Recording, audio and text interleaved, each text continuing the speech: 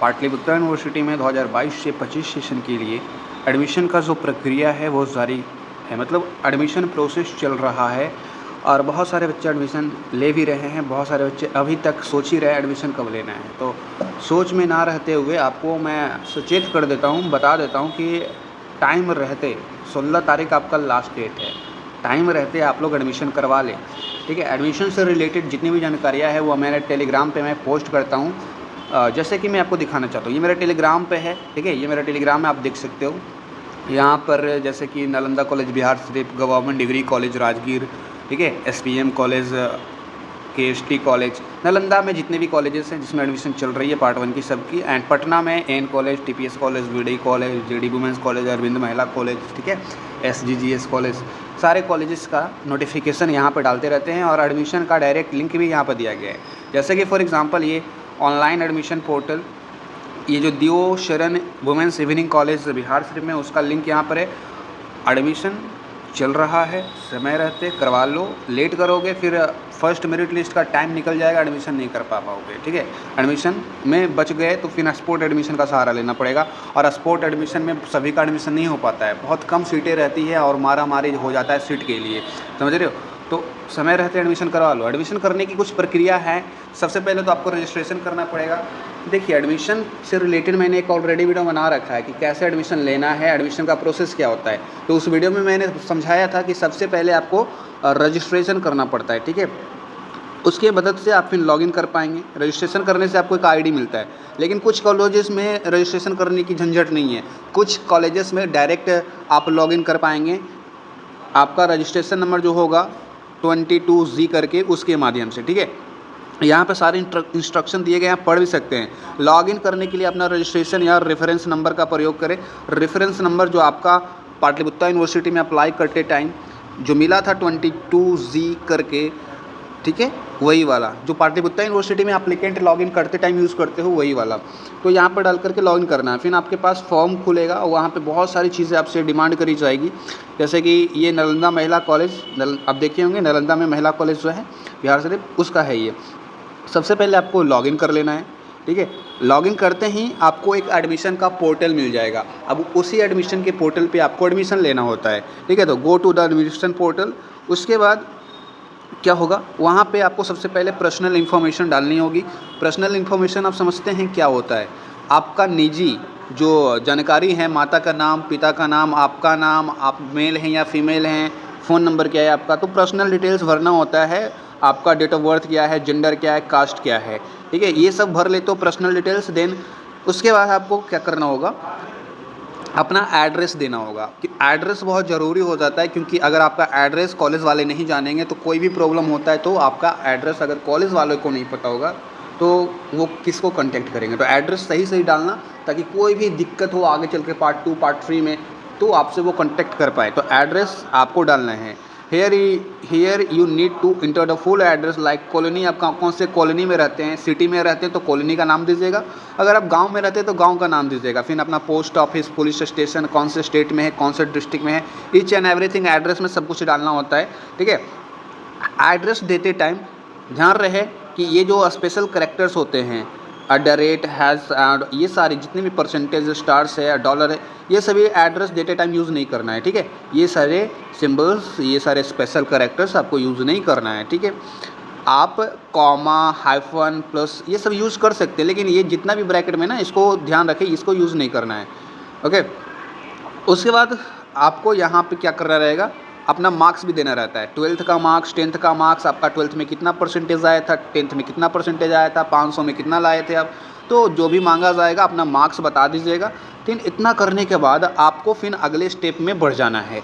आपको क्या करना है, after filling the information click on update button. वहाँ पर एक अपडेट बटन का मिलेगा, तो वहाँ पे कर दीजिएगा, फिर सेव करके आगे बढ़ जाइएगा, ठीक है। फिर लास्ट में आपको डॉक्यूमेंट्स अपलोड करने के लिए मांगी जाएगी। डॉक्यूमेंट में आपको क्या क्या अपलोड करना होगा, तो सबसे पहले तो आपका एक अच्छा सा A4 साइज़ फ़ोटो रहना चाहिए, जो कि 20 KB से छोटा रहना चाहिए, ठीक है, वो ले लेगा। तो अपलोडिंग फ़ोटो अपलोड करने के बाद आपको जस्ट बगल में ही सिग्नेचर, आप अपना एक अच्छे से कॉपी में सादे पेज में अपना सिग्नेचर कर लीजिएगा, उसको फ़ोटो खींच लीजिएगा कैमरे से, फिर उसी फ़ोटो को स्कैन करके अपलोड कर दीजिएगा। तो सिग्नेचर भी अपलोड करना है आपको। अब अपना मार्कशीट को स्कैन करके अपलोड कर देना है। जो भी मार्कशीट मांगा जाए, 12th का मांगा जाए 12th का कर देना है, 10th का मांगा जाए तो 10th का कर देना है। वैसे 10th का नहीं मांगा जाएगा, आपसे 12th का ही मांगा जाएगा तो कर दीजिएगा। कास्ट सर्टिफिकेट भी कहीं जगह पे मांगा जाता है, तो कास्ट सर्टिफिकेट आप ओबीसी हैं, SC ST हैं तो वो मांगा जाए तो कर देना है, ठीक है। जो भी चीज़ें मांगा जाए वहाँ पे कर दीजिएगा। जैसे ही आप ये डॉक्यूमेंट अपलोड कर लेते हैं, फिर अगले स्टेप में आप आ जाएंगे, ठीक है। जैसे कि देखो आपको BC ये सारे मैंने बता दिए, कास्ट सर्टिफिकेट अपलोड करने होंगे आपको। सब कुछ अपलोड करने के बाद अपलोडिंग डन कर देना है, ठीक है। अपलोडिंग डन कर दोगे तो आपको क्या होना चाहिए, अब पेमेंट का ऑप्शन खुल जाएगा। और जैसा कि मैंने बताया, जितने भी डॉक्यूमेंट्स आप अपलोड करेंगे, जैसे कि आप अपना मार्कशीट अपलोड करेंगे, कास्ट सर्टिफिकेट अपलोड करेंगे, अपना फ़ोटो अपलोड करेंगे, अपना सिग्नेचर अपलोड करेंगे, वो कितना KB होना चाहिए। तो मैंने बोला 20 KB से नीचे होगा तो भी चलेगा, 200 KB से ज़्यादा का नहीं होना चाहिए। 200 KB पिक्चर होना चाहिए, और पिक्चर का जो फॉर्मेट होना चाहिए वो JPG फॉर्मेट में होना चाहिए, तब जाके आप अपलोड कर पाएंगे सारे पिक्चर्स को।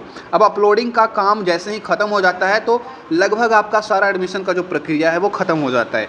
अब बस पेमेंट करना बाकी रहता है। और जैसा कि ये मैं बता रहा हूँ, ये महिला कॉलेज, नालंदा महिला कॉलेज बिहार शरीफ का मैं दिखा रहा था। तो महिला कॉलेज में एडमिशन का 1 भी रुपया नहीं लगता है, एडमिशन टोटली फ्री होता है गर्ल्स लोग का। लेकिन जो भी अलग अदर कॉलेजेस हैं, KST कॉलेज, किसान कॉलेज, जिसमें लड़की एंड लड़कों दोनों पढ़ते हैं, ठीक है, तो वहाँ पे पैसे लगेंगे। लेकिन महिला कॉलेज वगैरह में पैसे नहीं लगते, तो जितना भी पेमेंट रहता है वो कटवा लीजिएगा। इसमें तो नहीं लग रहा है, लेकिन अदर कॉलेजेस में लगता है, तो आपका अदर कॉलेजेस है तो आप कटवा लेना पैसा। और उसका सारा का सारा क्या होता है ना, पेमेंट कटवाने के बाद सबसे बड़ा काम ये करना होता है कि जो जैसे ही कटवाओ उसका PDF डाउनलोड कर लो, ठीक है। रिसिप्ट एक रहना चाहिए आपके पास, वही आपको डॉक्यूमेंट वेरिफिकेशन टाइम काम देगा, ठीक है। डॉक्यूमेंट वेरिफिकेशन में कौन कौन से डॉक्यूमेंट कॉलेज ले जाना है उसका वीडियो मैंने बना दिया है, 2 दिन पहले बनाया था, देख लेना उसको, ठीक है। ऑनलाइन एडमिशन पोर्टल चार्ज, बाकी ये सारी चीज़ें मैंने बताया ना, रेड कलर वाला, no fees will be charge for the student, क्योंकि ये महिला कॉलेज है और महिला से फीस नहीं ली जाती है, ठीक है। उसके बाद क्या करना रहता है, जैसे कि मैंने बताया, आपको डाउनलोड करना रहता है जितनी भी कामें करी है आपने, रिसिप्ट प्लस आपका एडमिशन फॉर्म दोनों डाउनलोड कर लीजिएगा। डॉक्यूमेंट वेरिफिकेशन टाइम में काम देगा। देखो यहाँ पर लिखा भी गया है, once again you have to log in. फिर से आपको देखो ये डाउनलोड करने के लिए आपको क्या करना होगा, जैसे ही पेमेंट कर दोगे तो आपका विंडो क्लोज हो जाएगा। उसके बाद क्या करना है, फिर से आपको लॉगिन करना है, लॉगिन करके PDF डाउनलोड कर लेना है, ठीक है, पेमेंट वाला एंड एडमिशन फॉर्म। तो वंस अगेन आपको लॉगिन करना पड़ेगा, फिर उसके बाद क्या करना पड़ेगा, PDF आपको डाउनलोड कर लेना है, ओके, जो आपको डॉक्यूमेंट वेरिफिकेशन टाइम में बहुत ज़्यादा हेल्प करेंगे। जैसे कि क्या क्या डाउनलोड करना है आप देख लो, ये सारी चीज़ें आपके पास होनी चाहिए document verification time. Caste certificate, 12th marksheet, 10th marksheet, TC, ठीक है, TC हो गया, माइग्रेशन हो गया, TC को SLC भी बोलते हैं, CLC भी बोलते हैं, तो तीनों एक ही चीज़ है। उसके बाद इतना कर लेते हो ना बाबू, तो फिर डॉक्यूमेंट वेरिफिकेशन के लिए एक डेट निकालता है कॉलेज। जो भी डेट निकालेगा कॉलेज, उस डेट में आपको डॉक्यूमेंट वेरीफाई कर लेना है। अगर डॉक्यूमेंट वेरीफाई कर लेते हो ना तो रजिस्ट्रेशन भी करना पड़ेगा। उसके बाद आप उस कॉलेज के 100% स्टूडेंट हो जाएंगे, एडमिशन आपका सक्सेसफुली कंप्लीट हो जाएगा।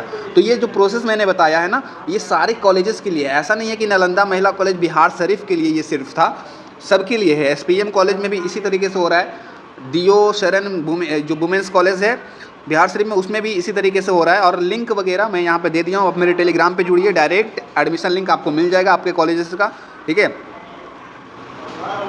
ये देखो दियो शरण वाला, ये डिग्री कॉलेज राजगीर का है। तो सब कॉलेज का एडमिशन ऑनलाइन ही हो रहा है, कुछ कॉलेजेस में ऑफलाइन एडमिशन भी हो रहा है। तो आप टेलीग्राम से जरूर जुड़ें लेटेस्ट अपडेट पाते रहने के लिए। एडमिशन प्रोसेस आई होप समझ में आया होगा। फिलहाल हम लोग मिलेंगे अगले वीडियो में। Thank you for watching my video.